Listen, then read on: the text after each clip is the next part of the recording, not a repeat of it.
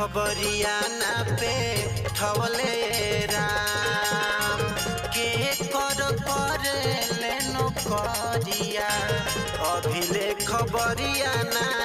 पे ठवले